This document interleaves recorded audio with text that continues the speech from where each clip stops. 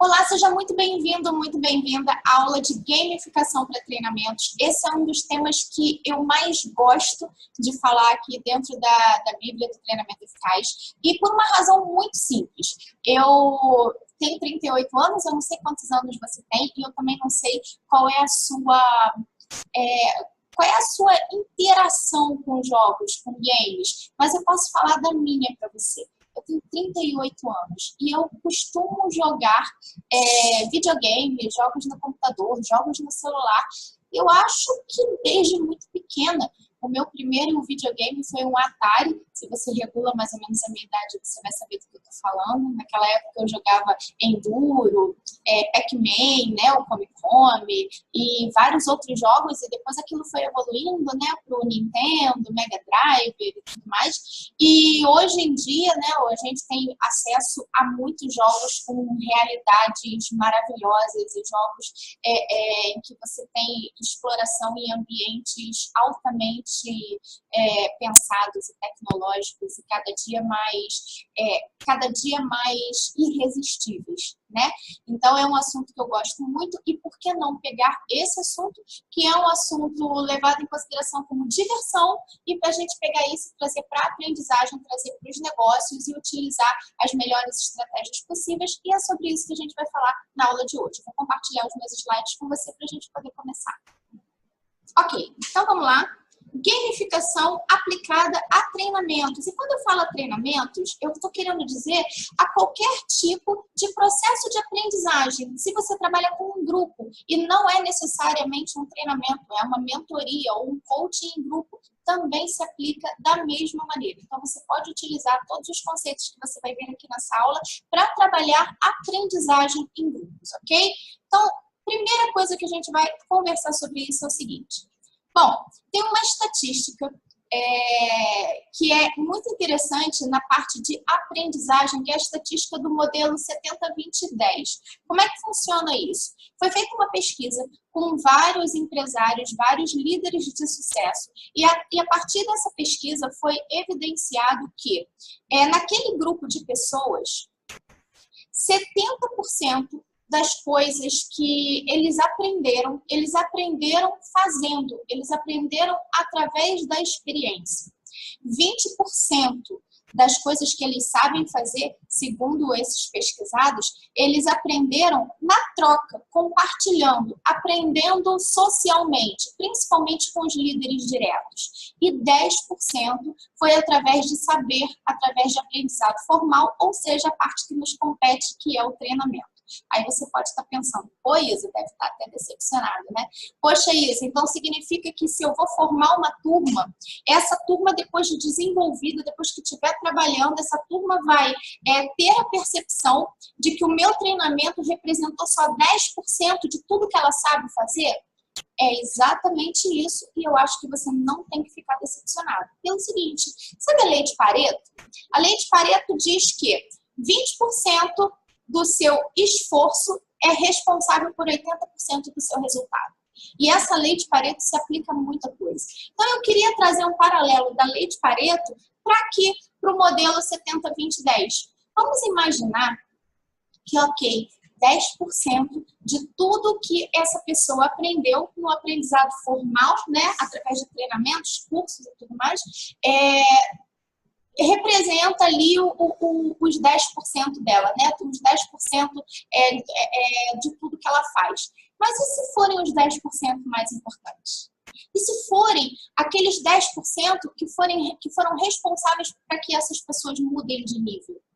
Porque às vezes, gente, a gente consegue performar muito mais com uma única sacada, uma única mudança no jeito de fazer alguma coisa, uma única mudança de visão de mundo.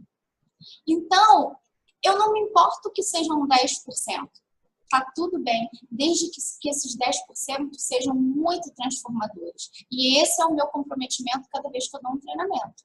Então, como que eu faço para que os 10% daqueles meus alunos sejam realmente os 10% que vai mudar a vida deles? Como que eu faço para que daqui a um tempo esses alunos olhem para trás e percebam, nossa, foi aquele treinamento, foi aquela sacada, foi aquele dia em que eu aprendi aquele conceito que realmente fez com que eu mudasse de nível.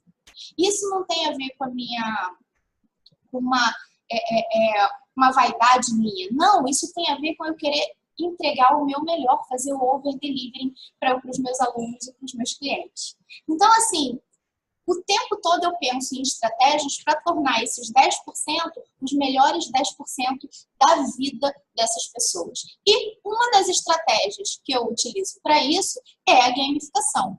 Olha quantos dados legais. 69% dos chefes de família jogam videogame hoje. 97% dos jovens jogam tanto no computador quanto no videogame. 40% de todos os jogadores são mulheres. 1 em cada 4 jogadores tem mais de 50 anos. A idade média de jogadores é de 35 anos e eles jogam já a uma média de 12 anos. E a maioria dos jogadores não tem sequer a intenção de parar de jogar. Gente, isso é um campo muito favorável para a gente utilizar essas técnicas dentro do ambiente de aprendizagem. E por que funciona? Funciona pelo seguinte, eu quero que você pense no seu jogo preferido. E não precisa ser um jogo de videogame não, tá? Nem um jogo de computador. Pode ser, de repente, você é aquela pessoa que gosta de jogar paciência e tá tudo bem. De repente, você é a pessoa que gosta de jogar xadrez e tá tudo bem também. Damas, buraco, não importa. Pensa no seu jogo preferido. Agora, pensa se não é assim que acontece. Quando você está jogando o seu jogo preferido, você meio que é acometido fora da realidade. Dentro de um círculo mágico. Dentro desse círculo mágico tem diversão, interação, você se distrai e você sequer vê o tempo passar. Você se desconecta da realidade. Por quê? Porque ali naquele ambiente de jogo você tem a sua atenção totalmente captada no que está acontecendo no jogo. Você literalmente não percebe que o tempo está passando. Agora imagina a gente pegar essa sensação e trazer para dentro de uma sala de aula, trazer para dentro de um processo de treinamentos. Imagina o quanto esses 10% de aprendizagem não realmente vai fazer a diferença na vida dessas pessoas. Ok, mas vamos agora a alguns conceitos. O que são games? Bom, o game é uma atividade ou uma ocupação voluntária exercida dentro de certos limites de tempo e espaço, segundo regras livres, consentidas, mas absolutamente obrigatórias, dotada de um fim em si mesmo e acompanhada de um sentimento de tensão, de alegria, da consciência de ser diferente da vida cotidiana. Sentiu? O game, ele precisa ter as regras próprias, ele precisa ter tensão, alegria, diversão e ele precisa ser desconectado da realidade. E o que é a gamificação? Qual é a diferença? É quando eu pego todos esses elementos e trago para solucionar um problema de um negócio. Então, eu posso aplicar gamificação, por exemplo, no lançamento de um produto, para engajamento dos meus clientes. Eu posso criar um game para melhorar um processo dentro da empresa e eu posso criar um game para fazer um treinamento, para mudar hábitos de uma equipe. Então, eu posso utilizar o processo de gamificação para várias áreas, desde o desenvolvimento humano, passando pelo marketing, processos, administração. Eu posso usar games em várias áreas da minha empresa. Todos os problemas de uma empresa podem ser solucionados com um game? Não. Mas a gamificação dentro de um negócio, ela existe não para diversão, mas ela existe, sobretudo, para resolver um problema. E um treinamento? Qual é o problema que você pode resolver? Bom, você pode trabalhar de duas maneiras. É você gamificar o próprio treinamento. E aí, o que você estaria fazendo quando você gamifica o treinamento? Muito simples. O que você quer? Você quer engajamento. Você quer trazer aquelas pessoas que estão dentro da sala de aula com você e desconectar elas da realidade. Você quer trazer elas para dentro do círculo mágico. Então, você usa técnicas de gamificação para que você consiga gerar esse encantamento, essa alegria, essa tensão, esse divertimento que faz com que as pessoas se desconectem do mundo exterior. E com isso, elas ficam muito mais engajadas no conteúdo que você está trazendo. Agora, não é a única maneira que eu posso utilizar gamificação em desenvolvimento humano. Eu posso usar também no pós-treinamento. Quando você dá um treinamento e esse treinamento exige mudanças comportamentais, mudanças de hábitos, mudanças de processos, o desafio é a gente conseguir fazer com que aquela turma tenha os novos hábitos, os novos conceitos e faça os novos processos a partir do treinamento. Você sabe do que eu estou falando.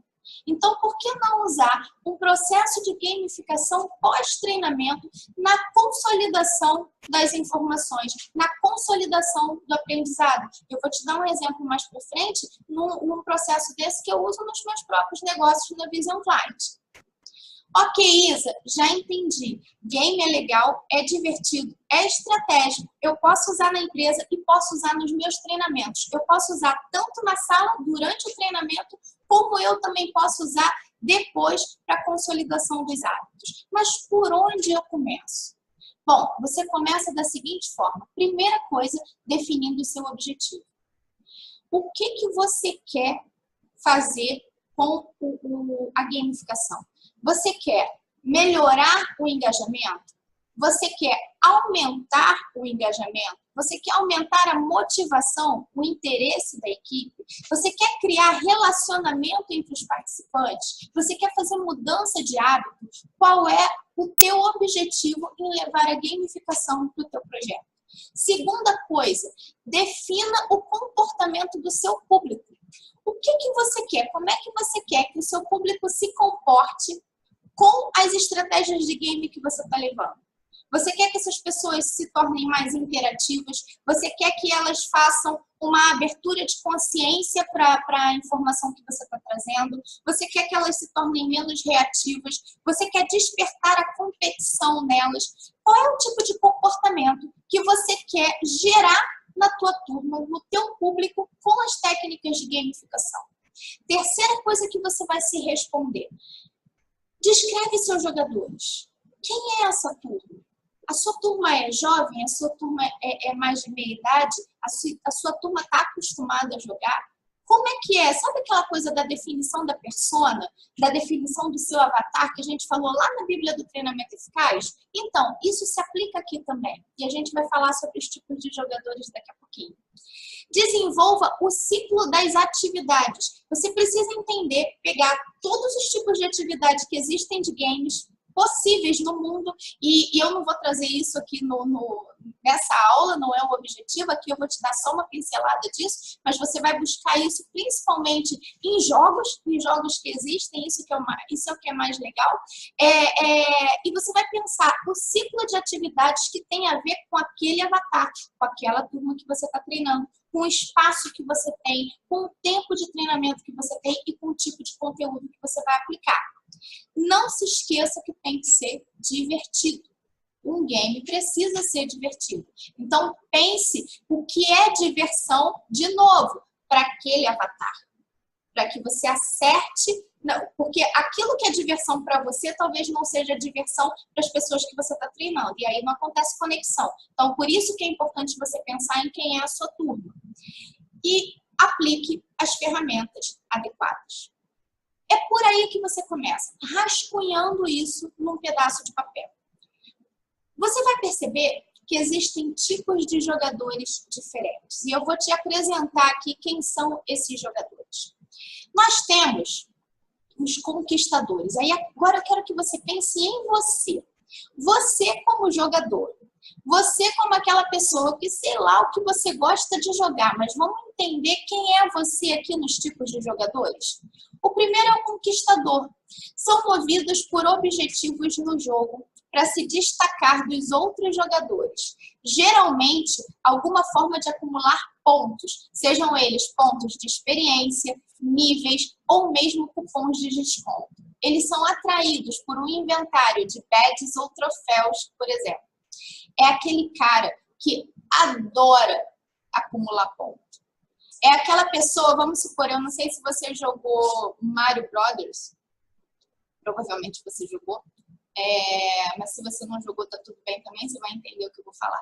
É aquela pessoa que quando joga Mario, ela não consegue sair da fase sem pegar todas as moedas. É um colecionador de moedas. Precisa pegar todas as moedas e todos os cogumelos que existem. Essa pessoa tende a ser a conquistadora. Ela quer acumular pontos, ela quer acumular níveis, ela quer acumular troféus, badges. Badges são esses símbolozinhos amarelos que você está vendo aí na tela, que você vai acumulando e isso depois você vai trocar por vantagem lá na frente.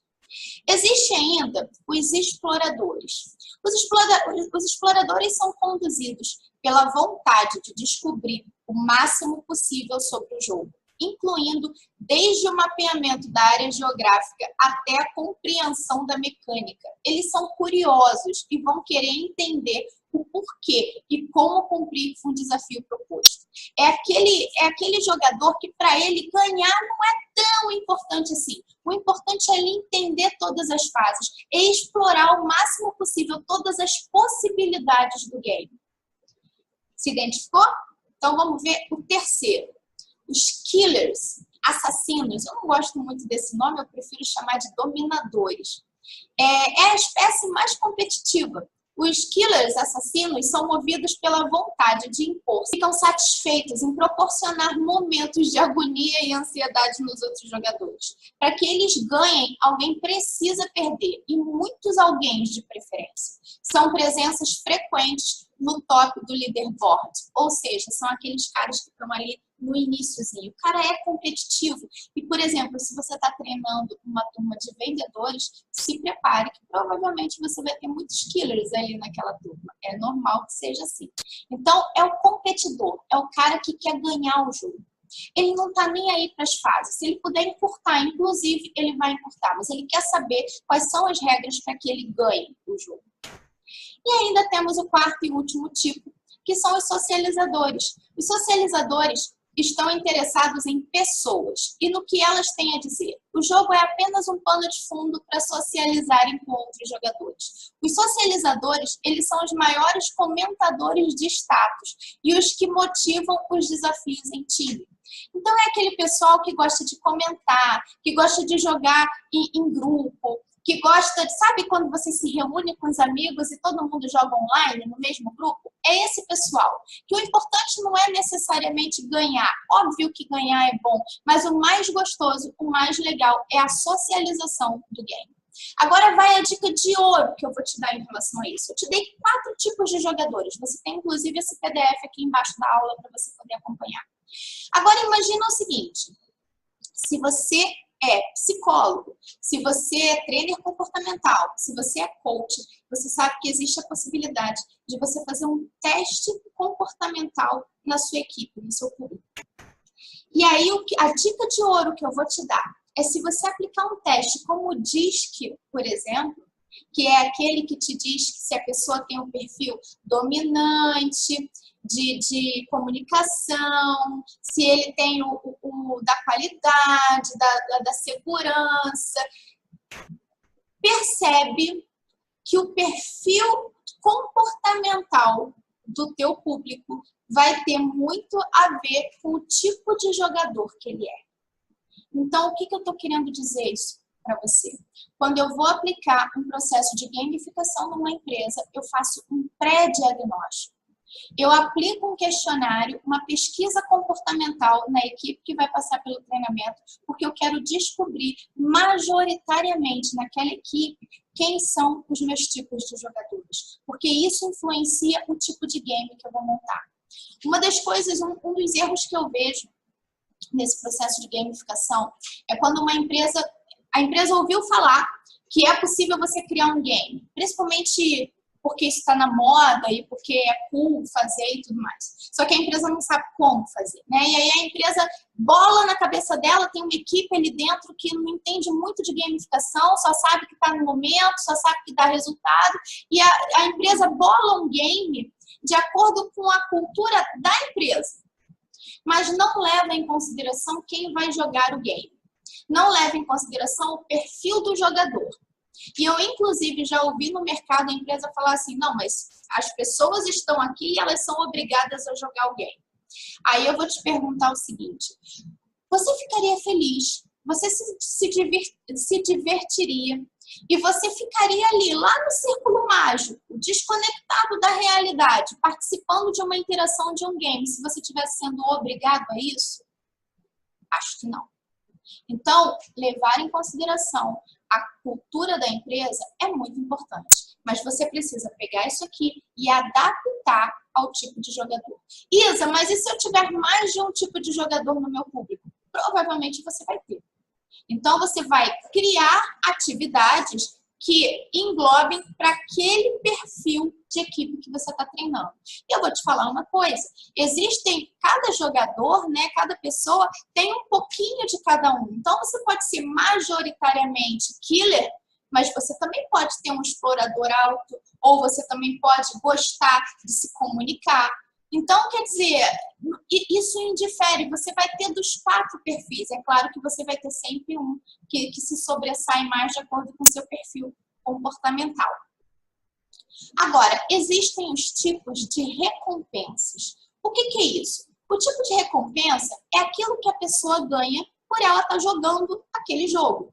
Então, existem vários tipos de recompensa, eu trouxe 4 tipos de recompensa aqui para você. A primeira coisa, a recompensa principal é aquela que tem a percepção de valor, né? A pessoa ganha alguma coisa, então, por exemplo, um ingresso de cinema, acumulação de pontos para troca de algum bem, de alguma experiência, de um passeio, um bem mesmo especificamente. Então, tudo isso traz percepção de valor. Um outro tipo de recompensa é poder. A pessoa que ganhar esse game, ela vai ter o poder de escolher uma equipe para tal projeto.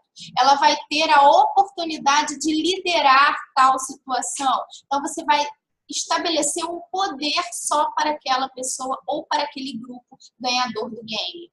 Outro tipo de recompensa é acesso. Então, eu vou te dar um exemplo. Aquele grupo de pessoas que ganhar o game vai ter acesso exclusivo a um treinamento, a um curso, a algo que as outras pessoas não têm. E status. Vou te dar um exemplo também.